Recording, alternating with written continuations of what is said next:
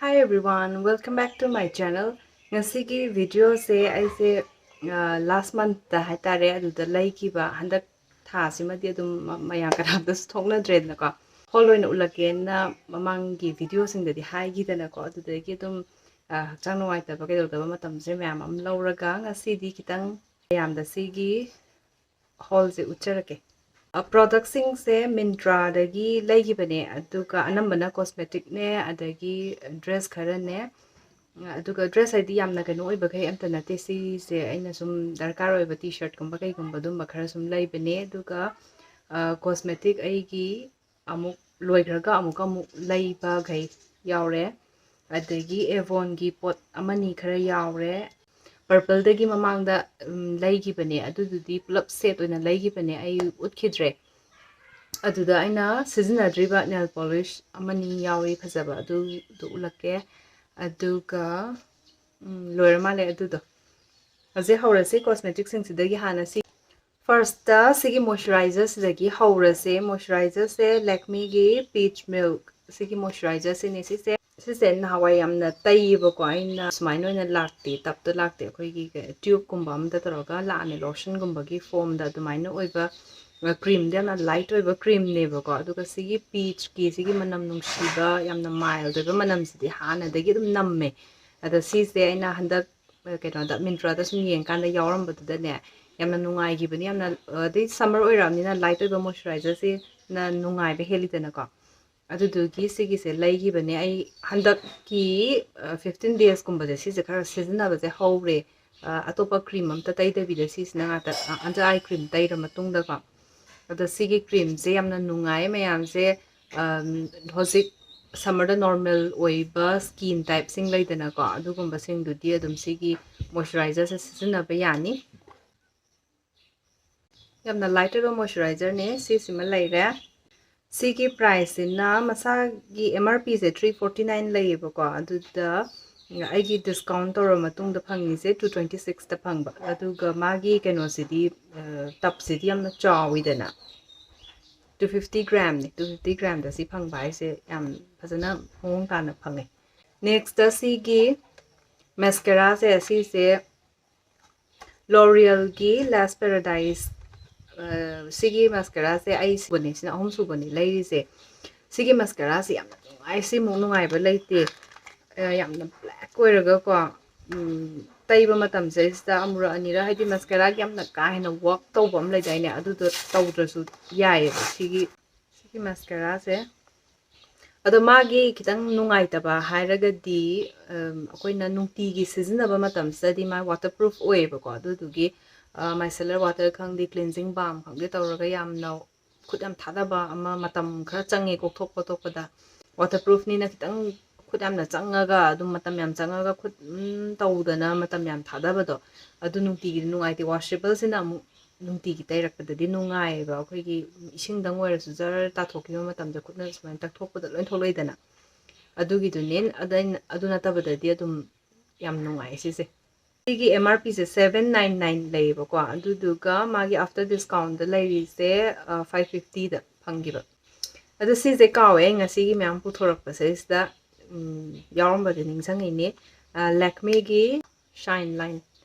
sigi green color sini liner ne ai amta sizinadri ngasi sina ahanba package ahanba hangini fazatra mathangi video daga sizinarake Lakme Absolute Shine Line sigi green color se ko sigi MRP sina 450 piba aduga aina discount da lairi sina after discount awar kanda 300 next na sigi lipstick sine si lipstick se laigi base ai ka ai husik tairi sine ada aigi atopa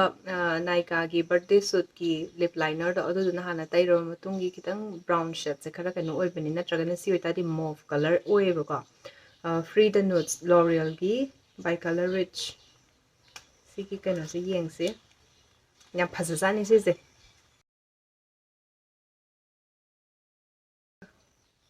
phajatra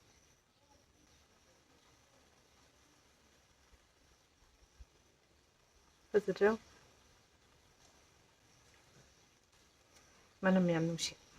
Sigi sina MRP si 750 labor ko after discount da si se 487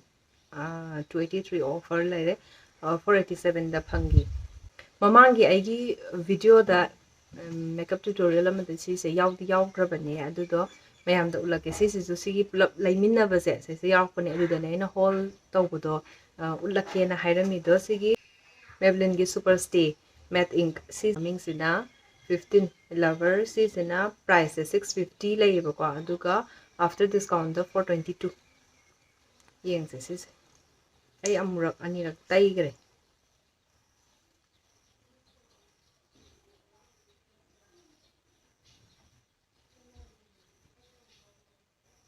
Try amna na mattify tawbugumba taibadadi hana lip balm ama sungsoi soidana taibiro ko aduga lip balm siga mari leinana sigi lip balm se hana sizinai kano dugi face soap ki aduga lip care cream shea butter ni sisina aina hana ma sizinabaduna mango seeds oibado sisina sum backup ki lip balm de na mana kano tawraga dum laiba ko 450 layba offer 50 gum amtang tagibane adu 400 to orangani se Myntra da laigiba group tu ni S Oliver gi sigi perfume se ai amutang noma ma ai yengi manamdo nungsibrana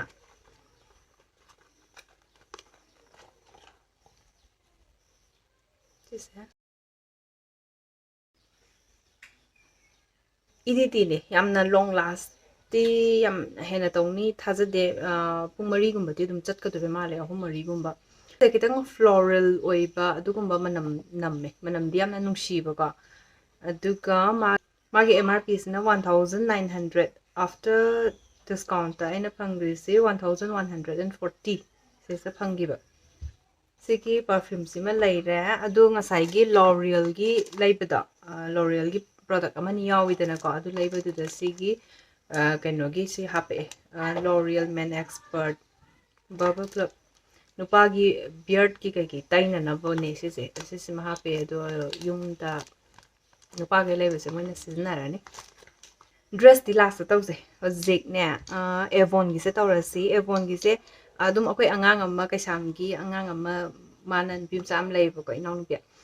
mana tawbane dum tha khudingi mai catalog ta tharak pa dum products mapam dum yawdoine nail polish khangde kai khangde offer leibasing phajaba kai da sise ai packet guide last month kita logi bane little black dress party sigi perfume siga lotion da magi cream amat tapani sisa punna laki bane sisa tang manam tang namsi perfume gi khwaidagi nungaiba magi packaging yamna jackson na tawbase sisa yamna nungaijani manam nungsi hangdorakpada dum nungsi residi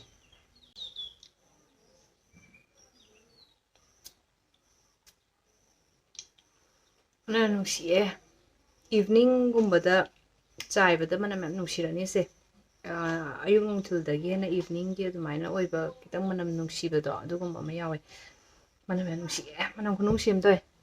da ai disappoint tawroi manam ja nungsibani na hairakpadagi mongona thajaba thamaga lori ni se adu yamna nungsi yamna pame na manam je aduga sigi kenosima lotion jima sisima ju try kem tawdri yam sealed yam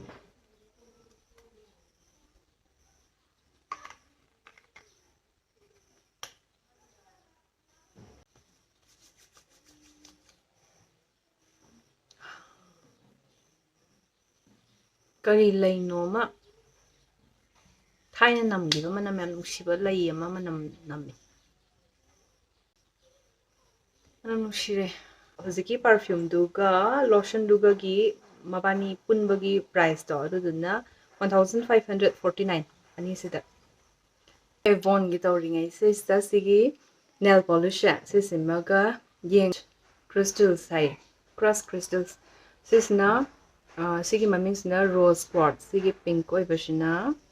aduga sisna pearl se ai taidri duga sigi keno simadi taigre aigi keno da last makeup video da smoky eye tawoi da adai taibani yam sai taira kan du da ne khangde ꯑꯗꯨꯝ ꯈꯨꯠꯁꯦ ꯍꯦꯛ ꯇꯩꯔꯒꯅꯦ ꯑꯗꯨꯝ ꯃꯥꯏꯁꯦ ꯁ꯭ꯃꯥꯏꯜ ꯑꯃ ꯇꯧꯔꯒꯅꯦ ꯑꯗꯨꯝ ꯌꯦꯡꯉꯒ ꯂꯩꯅꯤꯡꯖꯥꯅꯤ ꯌꯥꯝ ꯐꯖꯖꯥꯅꯤ ꯑꯗꯣ ꯁꯤꯒꯤꯁꯤꯁꯨ ꯑꯦꯚꯣꯟꯒꯤꯅꯦꯕꯀꯣ ꯁꯤꯁꯤꯅ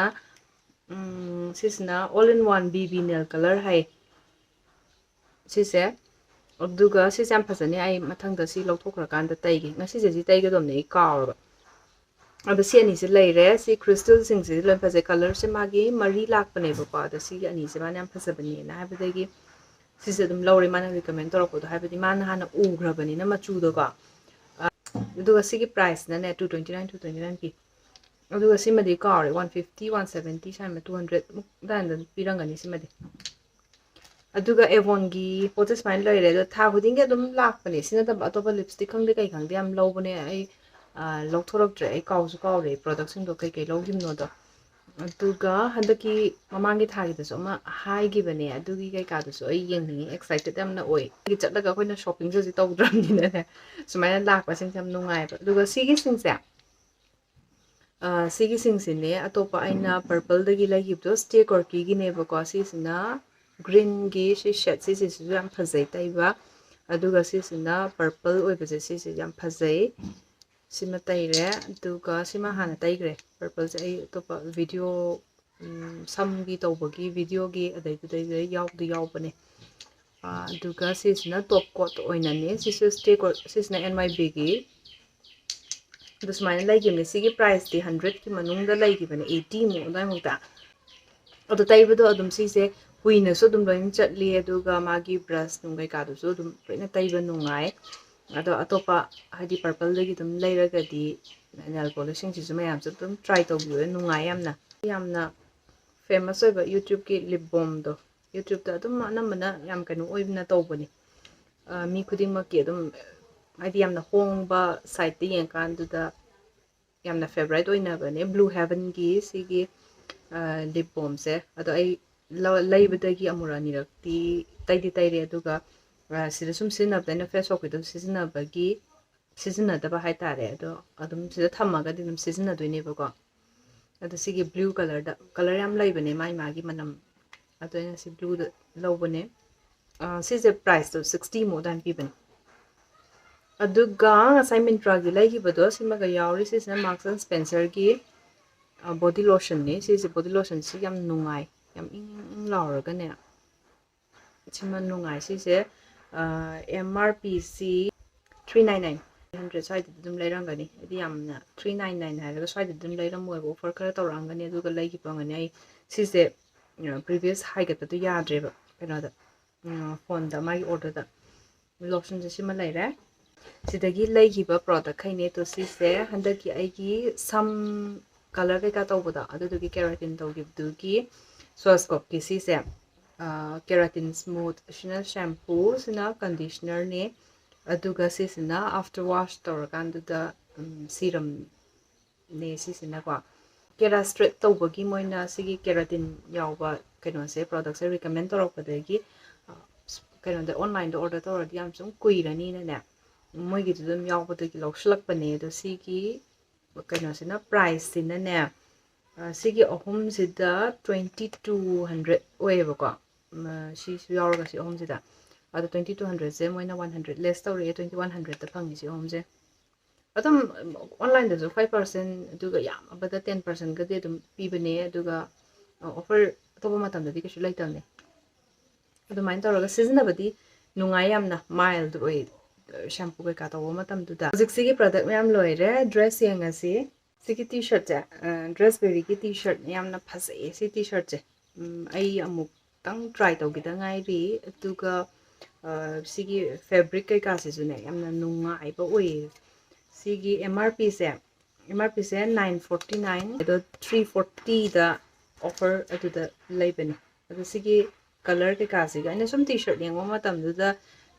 ꯌꯥꯝꯅ ꯄ꯭ꯔꯤꯟꯠꯀꯨꯝꯕ ꯌꯥꯝꯅ ꯇꯧꯕ ꯑꯗꯨꯃꯥꯏꯅ ꯇꯧꯕꯁꯤꯡꯗꯣ ꯌꯥꯝꯅ ꯂꯥꯎꯠ ꯑꯣꯏꯕꯁꯤꯡꯗꯣ ꯄꯥꯝꯗꯦꯕꯀꯣ ꯇꯤ ꯁꯔꯠꯁꯦ ꯑꯗꯩꯗꯨꯗ ꯁꯨꯝ ꯁ꯭ꯋꯥꯏꯗꯒꯤꯒ ꯂꯩꯔꯒ ꯇꯨꯝꯕ ꯆꯥꯕꯗ ꯂꯤꯠꯅꯕꯗꯨꯅ ꯃꯈꯜ ꯑꯃ ꯑꯣꯏꯔꯦ ꯅꯠꯇꯕꯗ ꯑꯗꯨꯝ ꯆꯨꯝꯅ ꯁꯨꯝ ꯂꯤꯠꯅꯅꯕ ꯑꯣꯏꯔꯒꯗꯤ ꯈꯤꯇꯪ ꯁꯨꯃꯥꯏꯅ ꯄ꯭ꯔꯤꯟꯠꯁꯦ ꯈꯤꯇꯪ ꯈꯜꯂꯦ ꯑꯩꯁꯦ ꯂꯤꯠꯄꯗ ꯅꯠꯇ꯭ꯔꯒꯅ ꯁꯣꯂꯤꯠ ꯉꯥꯛꯇꯒꯨꯝꯕ ꯇꯧꯒꯜꯂꯦꯕꯀꯣ ꯑꯗꯣ ꯁꯤꯒꯤ ꯀꯩꯅꯣꯁꯦ ꯇꯤ ꯁꯔꯠꯁꯦ ꯌꯥꯝꯅ ꯄꯥꯝꯃꯦ ꯑꯩꯅ ꯑꯩꯈꯣꯏ ꯃꯥꯒꯤꯁꯨ ꯑꯃ ꯂꯩꯕꯤꯒꯦꯅ ꯁꯥꯏꯖ ꯑꯃ ꯆꯥꯎꯈꯠꯄꯗ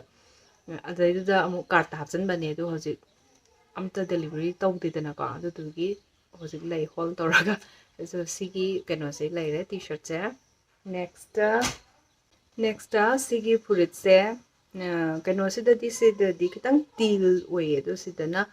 camera dana khara blue oina phasana change sisna Tokyo skinny sisisu litpa yamna nungai ni litpada aduga sigi MRP na 849 ne do 849 se 300 ka 20 30 sai wai da dum lagi bani sleeveless oiraga sum hojikan summer da papa dum lesan ba yaba ko adu maina di comfortable oiba sing do adu gum du hena nungai hojikan se ada sisi ma leire sassafras ki yengba matamdadi fabric se sumaina oini na thajadaba sina kitang aina khalamba dudagi kitang thick oiba side da oiba ko ado yang kana di kano dinati trouser gumba kai gumba taken torakanda ga litpa kotpa adu nungai ni duga winter da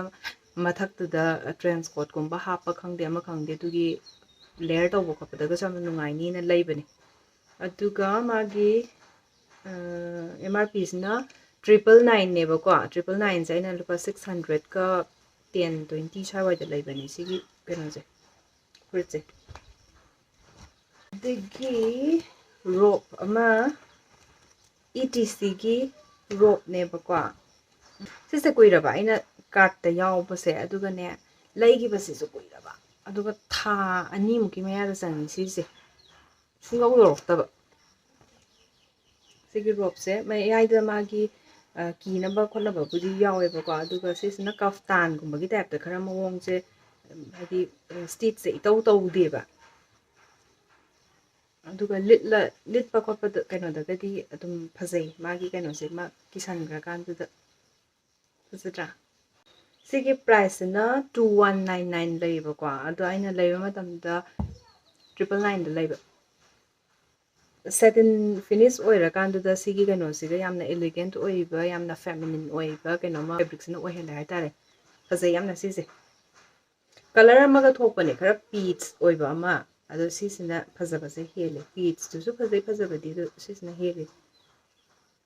next su rope ni rope se dum ETC ki rope se ne satin rope se sisina wonder sisina ne sisina sumaina sang ba hai se kano bawa khoi gi khu bawa yobudo ni length oiba do adumaina oye duga sima sang idana ko adu sisinaga sisi phajayena dressing gown go oina na bana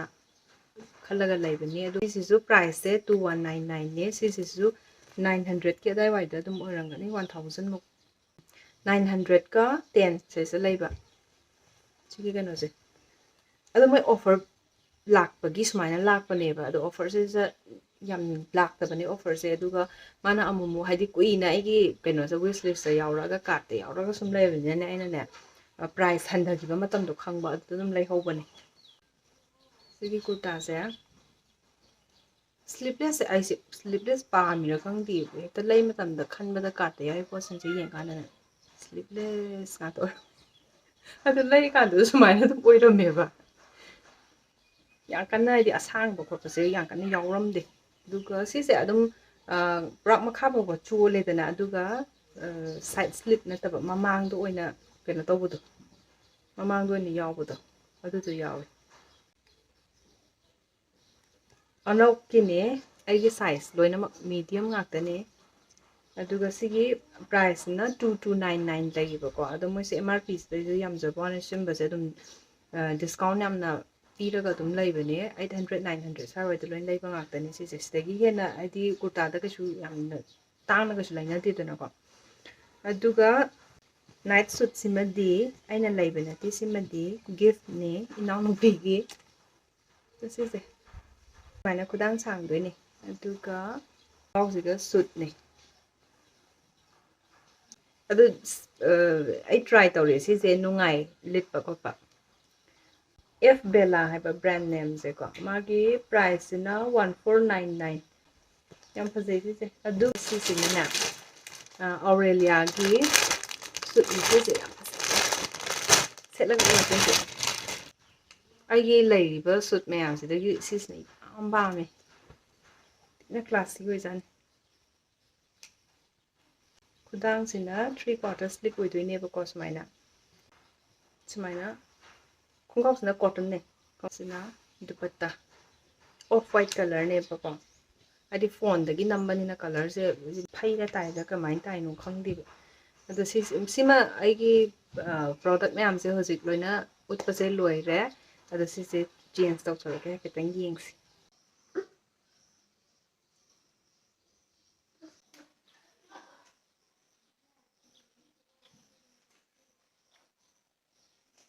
ꯁꯤꯒꯤ dress ꯑꯅꯤ ꯃꯌꯥꯝꯁꯦ ꯐꯣꯟꯁꯦ ꯁꯤ ꯑꯩꯅ ꯍꯥꯞꯄꯛꯄ ꯃꯇꯝꯗꯗꯤ ꯐ꯭ꯂꯤꯞ ꯇꯧꯔꯒ ꯈꯤꯇꯪ ꯌꯦꯡꯗ꯭ꯔꯗꯤ ꯌꯥꯔꯔꯣꯏ ꯍꯥꯏꯕꯗꯤ ꯐꯩꯔꯒ ꯍꯥꯞꯄꯗꯣ ꯐꯨꯜ ꯂꯧꯕꯁꯨ ꯅꯨꯡꯉꯥꯏꯇꯦꯕꯀꯣ ꯂꯣꯏꯁꯤꯜꯂꯒꯦ ꯉꯁꯤꯒꯤ ꯚꯤꯗꯤꯑꯣꯁꯦ ꯁꯤꯗꯩꯁꯤꯗꯀꯣ ꯕꯥꯏ